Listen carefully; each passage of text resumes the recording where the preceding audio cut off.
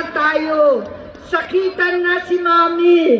Alagaan na lang natin ang isa't isa. Kaliwat kanan man ang panghuhusga sa akin, malinaw sa aking puso na dapat mauna ang Diyos, ang bayan, pamilya at sarili. Hanggang sa mga oras na ito, Bongit, gusto kong malaman mo na hindi kita sinusukuan. Hindi ko kakayanin kung mapapahamak ka. Kaya hinihingi ko na tayo'y umuwi na, mamahinga alang sa iyong kalusugan.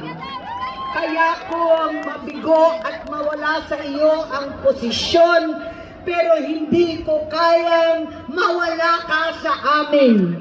Ayusin mo ang sarili mo. Magpagamot. Alisin ang droga sa iyong sistema. Wala akong ibang gusto kundi gumaling ka, malampasan natin ito muli. Dahil wala akong ibang hinahangad bilang ate, kundi maging masaya ka. Maging ligtas sa panganib, malusog, matagumpay sa buhay. Itama ang mali, labanan ang adiksyon, at ako hindi kailanman aalis sa iyong tabi. Susuporta at hindi titigil manalangin kasama ninyo dito sa Luneta at sa buong mundo.